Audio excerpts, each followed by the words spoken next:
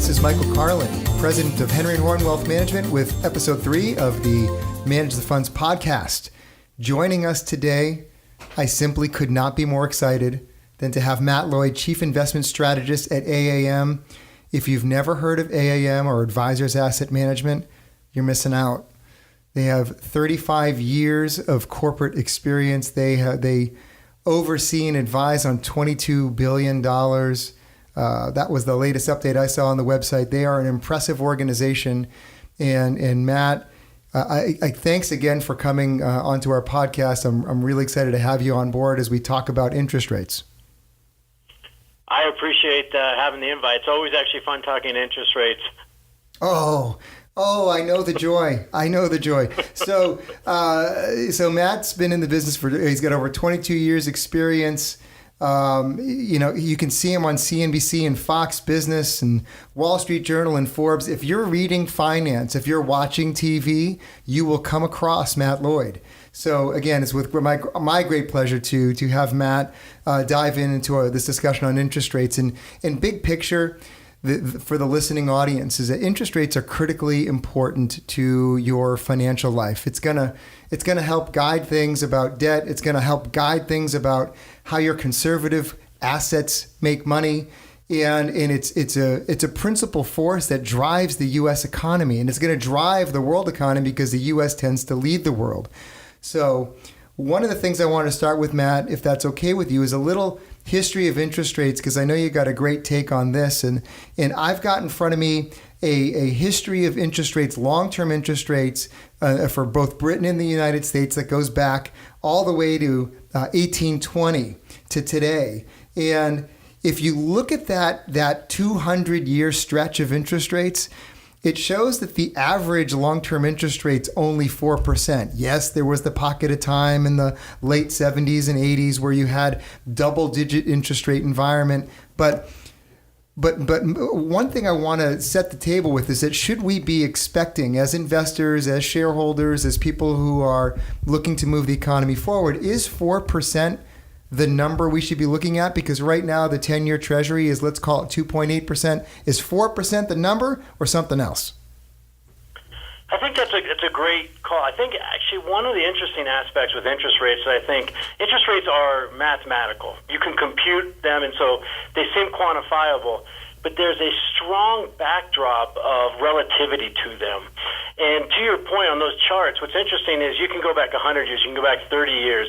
You need to go back quite a bit of time to get some context. One of the things that's extremely lacking in the financial presses today is the lack of context. And part of it is like, it's kind of like chaos. At some certain distance away, you can see order in things. But if you watch it on a day-to-day basis or a minute-by-minute basis, it looks like it's just haywire. Interest rates are the same way, and that chart you're talking about is a great example of that. You see the strong cycles, and we talk about interest rates in two ways. You have a cycle, which typically runs in the form of what the economy does, from when it is recovering to the top when it's peaking and to when we're decelerating and we have a recession. That is considered a cycle. A secular move is a comprehensive, consistent move of cycles inside there. So a secular move over this 200-year time frame that you're talking, you could see probably 3, maybe 4 secular trends. And they would be far more volatile early on when our economy was really kind of more juvenile, if you will, in the case. We're more mature now, although I think a lot of people would have an argument with them. Let's not get political.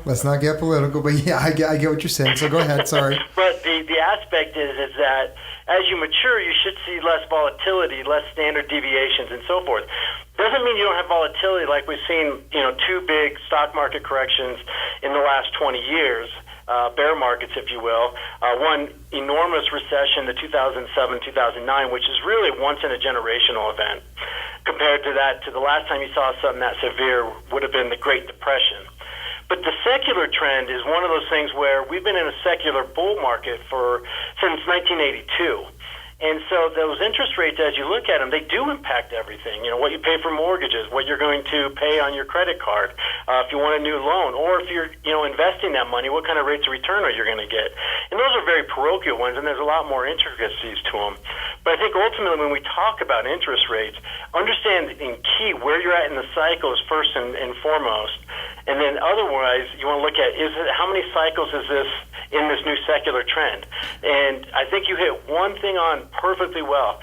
When you look at the chart pattern over the 200 years or 100 years, you notice one enormous anomaly, and that is the hyperinflation stages from 1963 to 1982 to 87, when the rates were double digits, inflation was out of control. And if you go back in time, you don't see a replication of those type of rates unless you go back 5,000 years. And there is actually a chart up there going back 5,000 years for interest rates, if you can believe it. I don't have that chart. How they got it, and I don't know if I believe it. But they have a 5,000 years, and it's back to 3,000 BC. And the only thing I can think of why those rates were as high back then must have been a disruptive technology like the Bronze Age that caused right. it. So let's again. We talk about secular markets, and when Matt, when you unpack that, it is really when we say secular, it's really a long-term, multi-year trend, and in this case, multi-decade trend. So just real quick, then, should we appreciate the fact that interest rates are low now? Should we be expecting interest rates to go back a little bit higher? I know we're going to talk more about the Fed and the Fed moves, but just kind of broadly speaking, should we be prepared for interest rates to move and creep a little bit higher? We should, because it's a little different. And as a perspective, like the Great Depression, from 1933 to 1963, the 10-year averaged 2.84%, which is lower than where we're at right now. But that was a once-in-a-generational event that affected an entire generation, and we were a very juvenile type of federal banking system at the time. If you're looking at it now and the recovery, why rates have been so low, part of it is because of the fact that the harshness of the recession we had, the reaction from the Federal Reserve and other central banks around there. So rates are going to end up going higher. If you take a look at what some of the core rates are showing, you would normally see that the Fed's interest rate cycle would be 300 basis points.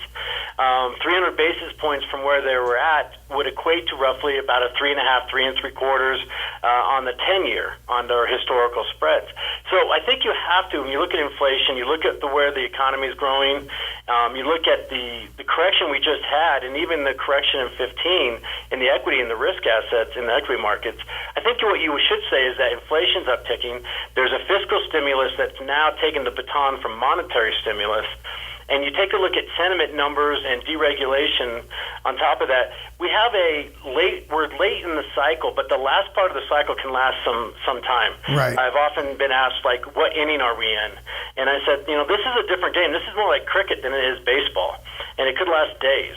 Because it looks a little bit like baseball, but it's not necessarily baseball, but it can go on for a while. And I think this cycle, this expansion, as benign as it's been, is probably a longer-term cycle.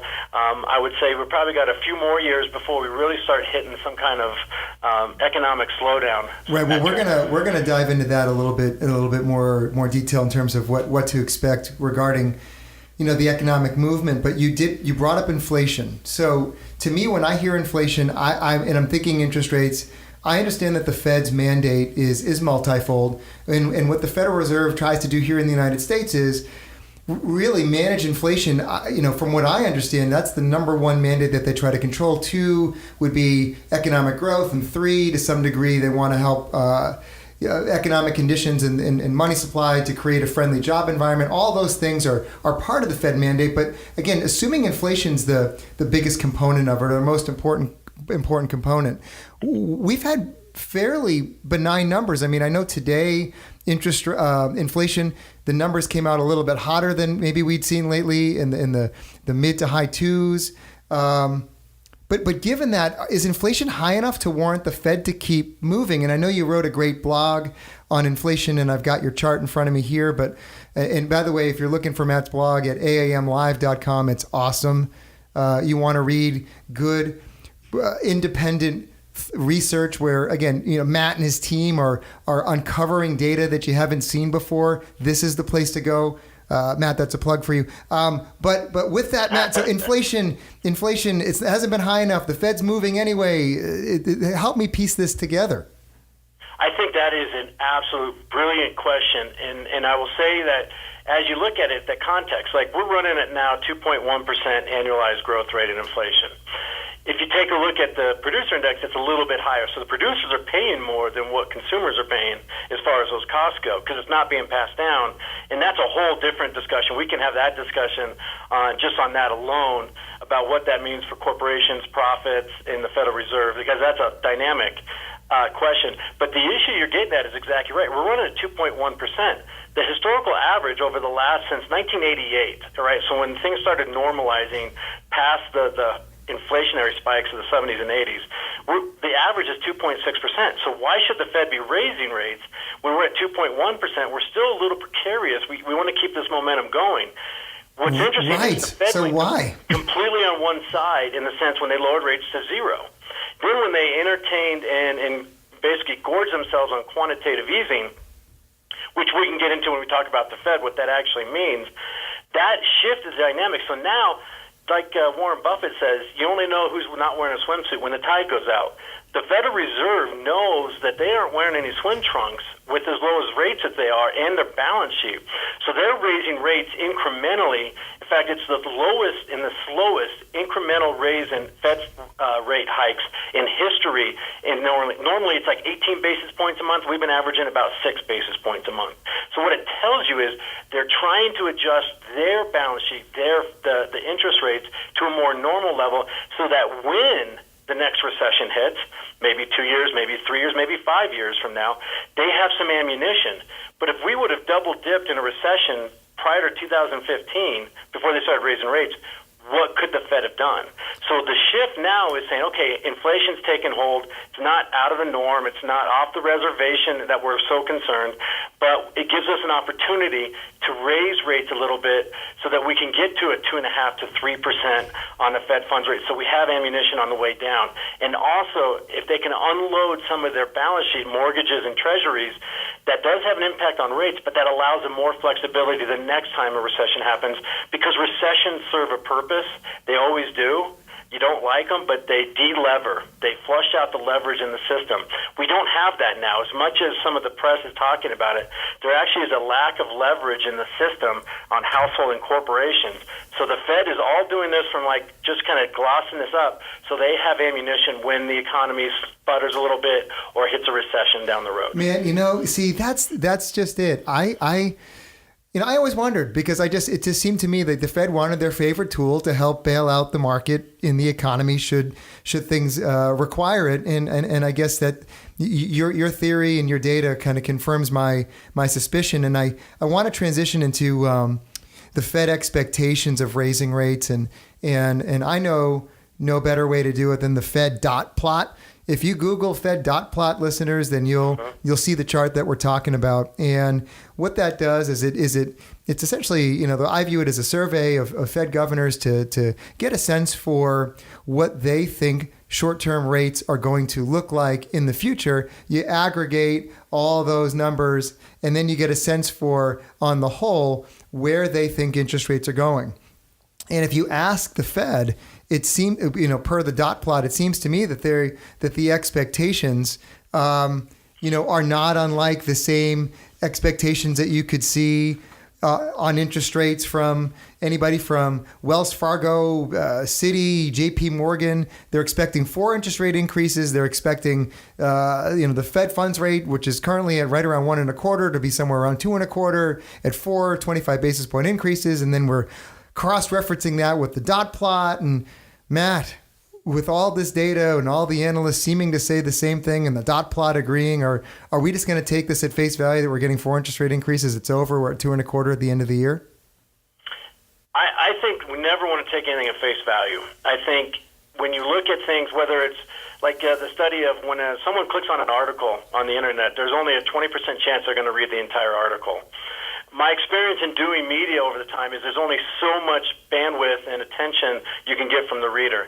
So a lot of times it's the headline doesn't really jive with what's going on in the story itself.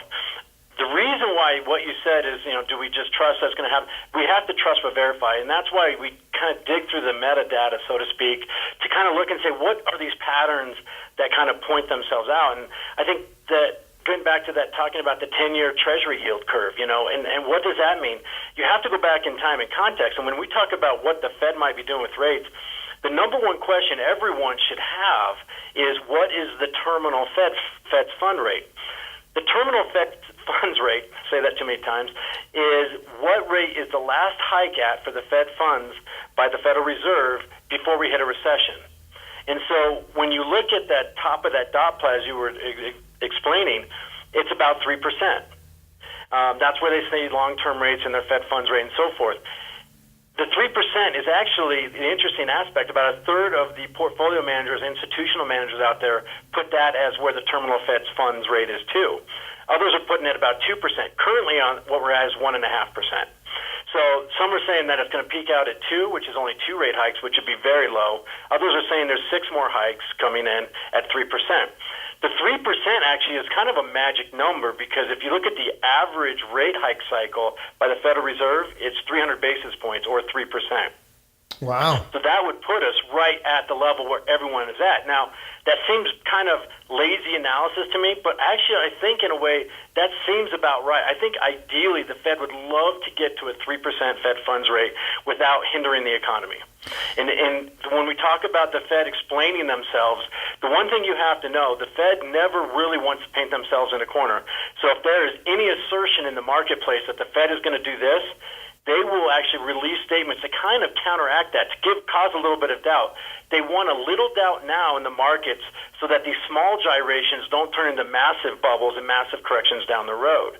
And so the Federal Reserve has actually become maybe less transparent in trying to be more transparent, because they don't want to be paying a corner. In fact, for those of you that remember, it used to be called the briefcase indicator. What you would watch is when the Federal Reserve Chairman would walk into a meeting is how thick the briefcase was. If it was thin, the policy that's been enacted was going to be maintained. If it was thick, they could see a reversal pattern, because they're trying to get everyone on their side about how they think they should change. That was almost clearer than what we see today. So in a kind of a long answer to your question, the 3% is kind of where I see actually things at. I think that's about right. The interesting thing, one last thing on the dot plot, is this last meeting they had, the dot plot curve shifted dramatically, where 2020 is marking about 3%, and then it declines thereafter. So the longer term chart actually declined, whereas it was kind of more upward sloping for the longest time. So now even the Federal Reserve people are saying after 2020, we think it's going to go down. I would not trust their projections, because no one's been able to project it. You want to see the data confirming the trends, and I'd rather have the Federal Reserve make sure that they're not reacting, or they're reacting versus being proactive, because they are not very good at projections like most economists in general. So I think 3% on the Fed funds rate is about right. Could see maybe 2 3/4, 2.5 if they sell more securities, but I think 3% on the Fed funds rate is right, and that would mean probably about a 3.5 to 3 3/4 ultimately at that point on the 10-year. Wow.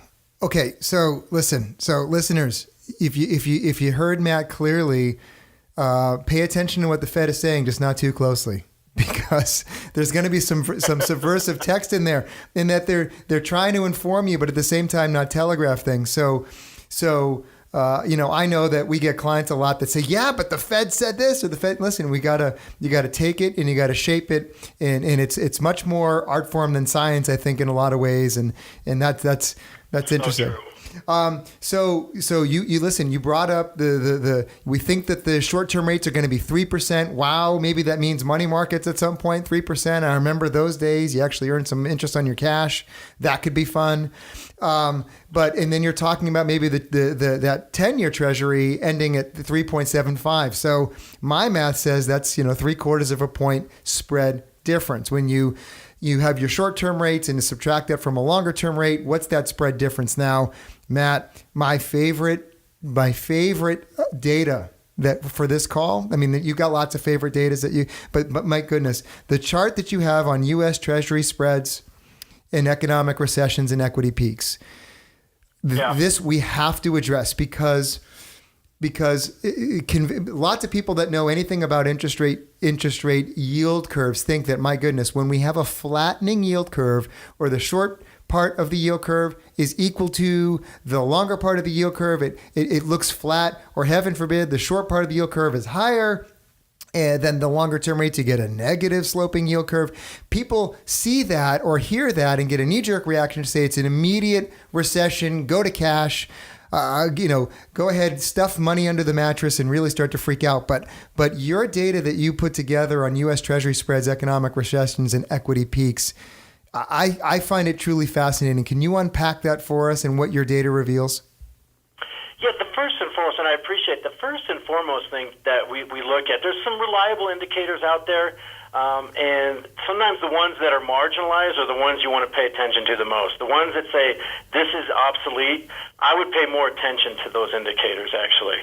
And the yield curve spread is one of them. And by yield curve spread, we're looking at longer-term maturities, as you said, and shorter-term maturities, and what is that difference? So back in November, everyone's talking about the yield curve is flattening. And for a simple parochial analysis, if the curve is flat, what that's telling you is that the economy is slowing down. If the curve is steep, meaning there's a big difference between the long end and the short end, that points to an expansion, meaning people are seeing inflation in the marketplace. They're seeing they want to be rewarded for more return on fixed investment, fixed debt, if it's longer term, because they could get it in more robust returns in equity assets. So that curve spread is vital to kind of seeing what the perception is in the marketplace and where people are putting their real money. And I actually think smart money is actually putting that and saying, we think it's going to happen this way. So the yield curve spread is vital. So we had been hearing about the curve flattening, and people want to take it as an imminent indicator. What's interesting is it is so leading, it's almost lagging in a way. And when we talk about that indicator, back in November, I just did a quick analysis, and I said, hey, when has the past chart been 72 basis points, meaning the difference between the 10-year Treasury and the 2-year? And I went back in time and said, hey, this is kind of interesting. If you look at the times it's set over the past 3 recessions back in 1990, 2001, and 2007, when it got to this level, you averaged basically 5 years before you had a recession and 5 years before you hit a market peak in the S&P 500. At minimum, you have 2.5 years. And this one actually is resembling so much more of the 1990s expansion, which was basically 6+ years before you saw a recession from this stage and or a market top. So I think when we look at it, saying, yeah, the curve is flattening, but it's not imminent. In fact, actually what you find is you actually have quite a bit of time even when it inverts. So by the time the curve inverts, meaning where the long end is lower than the short end, that means that people are saying that there's an imminent recession coming on, and they're willing to take that risk. What ends up happening, you still have quite a bit of time before the recession happens then. Usually 1.5 years on average, maybe 2 years. So even in that time frame, we have plenty of time for this. So the flatness of the curve is not necessarily something that you should actually be so concerned with until it gets to zero. Then you want to start thinking about how relevant it is. And the only caveat I would put on this is this curve flattened is actually kind of anchored a bit because the Fed has bought so many treasuries and mortgage-backed securities that the long term and the 10-year are kind of anchored in a way to the short end, which you normally don't see. And because of that, if the Fed starts to do the unwinding, then you start to see the longer part of the curve shift outwards, which I can tell you is so contrarian to the consensus out there because they're not taking that into consideration. But that would better represent, the yield curve would better represent the growth we're having in the economy. So what we see is, yes, it's flattening. But is it logistically going to continue? Maybe, but we still have, say, on average, 5 years, and on a worst-case scenario, maybe 3 years plus. So we aren't sitting there saying that this is kind of like we talked about being the siren's call, so to speak, that calling in sailors into to their doom. And we don't think that's the case at all. In fact, actually, even this last correction, if you take a look at how that happened and what it means, it really doesn't exude the fact that the economy is slowing down. Basic fundamentals right now in the economy, corporate earnings, the lack of leverage, the amount of fiscal stimulus coming from tax cuts and deregulation, we're actually in a very good stage from fundamentals. Doesn't mean it's a linear, straight-up shot from here, risk assets and everything else. But at this point in time, the curve flattening doesn't indicate that the economy isn't doing well. In fact, actually, we think it's more a synthetic operation than not, and we think that it's still good to be in the risk assets in general. Right. Well, but that answers the biggie, and the biggie is, from looking at the tea leaves, using interest rates as a tool to help us figure out when the next recession's coming. Right now, it doesn't appear to be imminent, but you, my friend, brought up unwinding the balance sheet. So why don't we do that? My simplified view of the Fed balance sheet is that, you're taking a real long look at the history of the Fed balance sheet. It was the kind of thing that, for the most part, from what I read, owned mainly treasuries, and then enter the financial crisis, the Fed opened up the balance sheet, and quite literally, money was created to swing over to the Fed balance sheet so that they could go ahead and buy all kinds of things, mortgage-backed, different agency bonds, and other kinds of assets in an unprecedented move to bring market stability. And the Fed has been specific about wanting to unwind the balance sheet, and for some reason, this announcement of the Fed move to unwind the balance sheet hasn't created concern within the market yet.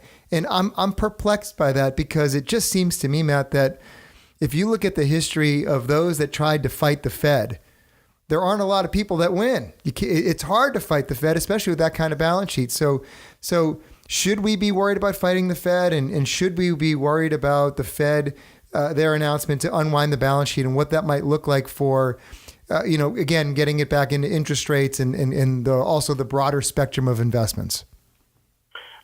Here's the thing: if I could pick two fights, and it was with Mike Tyson, or any central banker out there, I would pick a fight with Mike Tyson first, and then get up off the mat and ask to fight him again. Wait. Present day Mike Tyson or either one doesn't really matter. Okay, got it. I think he's going to have his way in hitting me in the face, which might be an improvement according to my wife. But the challenge is that you never want to fight the Fed. You don't necessarily invest along with the Fed.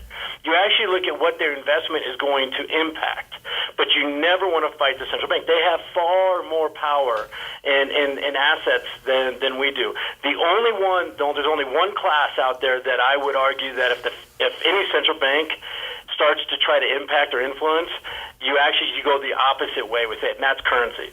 Any central bank that's trying to support a certain currency, after a while they'll run out of leverage, and the banks, or the bankers and the traders out there will overwhelm them with leverage. So that's a whole nother podcast too. But when you look at the standpoint of the balance sheet, it really, we saw this happen in RTC, the Resolution Trust Company, with savings and loan back in the 80s. And it happens every time. So quantitative easing can take on many forms. This time it was just that, hey, it worked out pretty well for us. Then Japan, the Bank of Japan, really started going heavy into it. And then obviously the European Central Bank is doing it. We kind of see their markets about 2 years lagging behind ours in a sense of this. But when they gobble up all those assets, they're not, they don't have to sell. There's not going to be a forced liquidation whatsoever. In fact, there's only two reasons, in my opinion, why the Federal Reserve would do large liquidations beyond what they're scheduled to do right now. And that's if inflation got out of control and they couldn't raise rates fast enough, and then you want to shock market rates. The other one is it's a currency issue, and that one's even more remote, with us being still the primary currency of the world out there. So I think, in a sense, what they're trying to do is, again, get prepared for the next wave. If they can unfurl their balance sheet in the next 3 years to cut it in half, from $4.5 trillion to $2 trillion to $2.25, that would be a major victory. And you might be able to do that. They're probably going to run into some headwinds when they're going to have increased Treasury fundings to fund the deficit in the next 2 years. That's probably going to impact them a bit. And then on top of that, with rates rising a little bit, so the new coupons will be higher than the ones that are maturing. I see that basically the unwinding does one of two things. When we look at the yield curve, the way to really look at it, the short term, the Fed anchors, the Fed controls. If you want to look at the 10-year, that's kind of market-based. What's the economy doing? But if you want to look at the 30-year, you want to look at inflation side. Well, if all of a sudden inflation is rising, let's say they start to unwind a little bit accelerated of all their assets, they have mortgages and treasuries. What it does is it shifts the curve outward. When they were in massive amounts of buying and quantitative easing, the best estimate we could come up with is that it's having an impact on the market by about a negative 125 basis points, which means that we were actually running, if you were to take that into consideration, when the Fed funds is at zero, the actual was a negative 125 basis points in the shadow rate. Now, it doesn't necessarily get something you can really materially look at, but what we know is quantitative easing had an impact on lowering rates in general. At 125 basis points, on the negative side, what happens when they start to do the opposite, where the biggest buyers become the net sellers at this point? It doesn't mean mass liquidation. And so when we talk about inflation, when we talk about rates rising, when we talk about unwinding balance sheets, it's not a flip of the switch. You know, it's not like a dunk tank where you just go either submerged in or you're dry. This is just a matriculating type of move. Inflation's going to slowly increase. Rates are going to slowly increase here. It's not going to be a hyperinflation, and you're not going to see a secular move in interest rates or inflation in the cycle. But them unwinding their balance sheet slowly but surely shifts that from a minus 125 basis points to get it to more neutral versus having the positive 125 basis points on the other side. So that shift is going from 125 to maybe it's minus 75 now, just from the switch of what they've gone on. I would also caution and say that ECB, the European Central Bank, is probably going to be later this year changing their tone in what they've been doing. They've been kind of mass buyers of all their debt, corporate debt, and so forth. Bank of Japan's even worse because they're buying equities. They're a top 10 holder in the Nikkei 225 index in basically every company. Unbelievable. So they've gone even overboard, and that's a demographic issue more than anything. But the ECB is probably going to shift, and that's going to have a tectonic move in the global bond markets because of so much of their debt is still trading at negative yields over there. So I would say that what's happening here is a little bit more methodical. I don't think it's going to impact the equity markets in a real negative way, but it could if they go radical that way to shifting that. But ultimately what I see happening is they're going to probably unwind a bit more than what they've said once they feel like the market can absorb it, so they can get their balance sheet down a bit so that they have more ammunition when that next recession comes. And like I said, 3 years, 5 years, 8 years, 2 years, 2 months, whatever that is, they need that ammunition. And that's why the Fed needs to go, instead of quantitative easing by buying all those assets, it's a quantitative tightening by unwinding those assets. Okay, Matt, first of all, you've blown my mind again. That's awesome. It's awesome. And there's no limit to... Listen, I could do this all day, but and since I have you, I need to lightning round you with a few questions, because I mean I'm looking at the time and I'm disappointed that we don't have another 2 hours. I'm going to be happy to be here anytime you want. I know, gosh, this is awesome. Okay, all right. Well, listen, I got to lightning round you a few things. Let's do first one, interest rates and borrowing. Okay, so. One of the things we got to be worried about, because we have talked about interest rates rising to some degree or another. We've gone through you've taken us through so many different ways and reasons as to why we should see this happening and to what extent it will happen. Are we okay here to be a little bit less concerned about U.S. household debt, because it seems like our total debt to assets ratios, they look pretty good, certainly in comparison to where they were in the 90s and early 2000s. It looks like our personal balance sheets are okay. So should this rising rate move, given the amount of total indebtedness, be a huge concern? And don't forget, we're in lightning round mode. So I would say this. If you look at it from an asset standpoint, net worth roughly $97 trillion. We have $11.3 trillion in cash in households. We've actually shifted dramatically in the amount of liquidity that's in the system, not only in the households, but also into corporate America, which is going to get even a bigger boost this year. The leverage in the system isn't quite there. In fact, we have shifted dramatically. The event that we talked about, the Great Depression impacting, that generation, after 2008, we have seen commercial paper for corporations cut in half. And we see the fact the financial obligation ratio for debt for U.S. households right now is 9.91%. The average over the last 35 years is 11.39. The peak was much higher, almost 14%.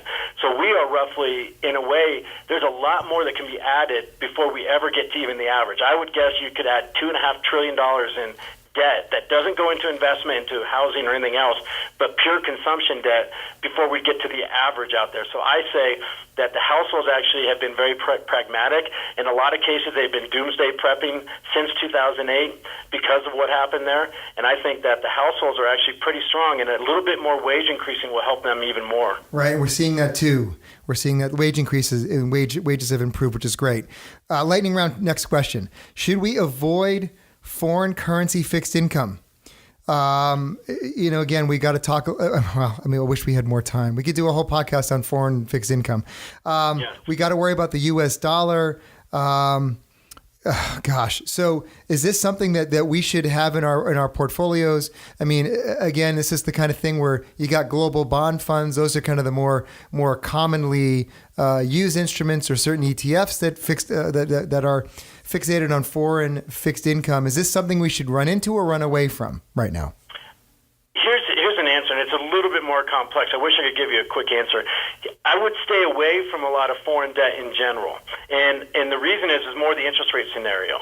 There's a lot of people that like emerging market debt. The problem with emerging market debt is actually that what you get in yield and the risk on that, you can get a lot better, I think, in the underlying equity. So I'd rather have the emerging market equities than the debt. If I look at developed market debt, they're trading at negative interest rates or right at it. That's not a good enough appeal. So then you've got to hope for a currency move to offset the duration issue that you might have in it. So I don't see any benefit there. But I'd love currencies in exposure in portfolios for no other reason that there's not one single way to lower the average correlation of your assets in your portfolio than having some kind of currency exposure. So if I could, I would have a currency exposure in some of the equities in that way to help offset some of the correlation. Correlation is a way of trying to mitigate the risk. What it does do is it mitigates some of the returns because currencies are binary. You measure them versus something else. But in this day and age, we're not looking to try to hit the home run. We're trying to work on also the return of our principal, not just the return on. I guess I would sum that up and say I'm not a big fan of foreign debt in general because yields are so low, coupons are low, you can't keep your duration. But I like the foreign currency exposure in equities. You do realize the listeners are going to have to review this podcast about 10 times to absorb it all, but the amount of data is incredible. Last lightning round question. One of my favorites of clients is the muni trade. Municipal bonds, tax-free bonds. It's one way that we kind of look at it, generally speaking, is it's one of the higher quality securities that you can still invest in. I see a market that is, where the supply is shrinking. I see a market that has municipal bond market that's reacted very negatively to the tax cut and Job Act that we got recently. And I'm seeing just a little bit of fear in the muni market, but to me, it looks like it holds some promise. Is there a comment, the last question in the lightning round that you would provide about your viewpoint of the muni marketplace? So my favorite place to be in the debt instruments is the municipal market, whether it's tax exempt or taxable. The credit quality you mentioned is a lot more enhanced there than it is in corporate. You have a lot more volatility in credit ratings in corporations. If I'm building a portfolio, I probably need 3 times the diversification in corporates because I'm going to have to maneuver through different credit rating cycles than I will munis. But I did a study on this, and we could talk about this more in depth next time, but I will say the number one opportunity that gets out there is in the municipals. If you look back in time, what I did a comparison is municipals tax-free, and I looked at the index, and I looked at what was the yield to worst, which means the lowest yield on municipals out there, the broadest base index. And what I found is that it typically outperforms and it stabilizes much quicker than what happens in every other asset class. The Fed funds rate shoots through the yield to worst on munis. What that means is that as interest rates are rising, at some point, the munis actually kind of start stabilizing because your after-tax yield is already pricing in so many more Fed funds hikes. And if I look at that compared to every other debt asset class out there, the municipals are offering, to me, the best after-tax yield, the best credit risk reward. And in general, this year, we're going to have a net decrease in supply issuance of roughly $125 billion. There's not one other debt class that's going to be negative. So at a time when there's demand for yield, demand for good credit quality, and we're starting to increase credit quality at this point a little early. We're not thinking that there's going to be massive defaults in corporate land, but we think we want to start stepping up credit quality. I think the municipals are offering one of the best opportunities. You're still going to have some volatility as interest rates rise, but the way I see it, I'd be happy to discuss this further in detail with you, but the way I see it is the Fed funds and what happens with that and where the municipals are, they're offering probably your best insulated way of doing it, and you're able to control duration, increase your coupon, which is what you want to do, and then ultimately have a better credit quality. So when this kind of market kind of tops out and we get to that terminal Fed funds rate somewhere down the road, high-quality assets are going to be doing the best. And after-tax yields, now that the new tax bill is through, is telling me that municipals right now, for the people that need yield, is probably the best place to be than any place else. Wow. Okay. Wow. All right. Wow. Man. This was, first of all, amazing. You realize that in 40 minutes we unpacked the history of interest rates. We talked about inflation, the Fed, unwinding the balance sheet, foreign bonds, muni bonds. We packed in a tremendous amount. We need to do a podcast on unpacking what we just packed in. Matt, okay, again, listeners, go to aamlive.com. Check out Matt's blogs. I recommend them because I read them, and I read them because much like the information that we try to put out, it is we feel it's unbiased, it's free from conflict, and it's great data that Matt and his team are aggregating. Again, Matt, I can't thank you enough. We really appreciate your time, and I look forward to our next conversation sometime soon. I appreciate it, and thanks, and I'll look forward to the next time as well. Thank you, Michael. Right. Well, thanks again for tuning into the Manage the Fund podcast, episode 3. We look forward to bringing out another podcast to you shortly. Take care and have a great day.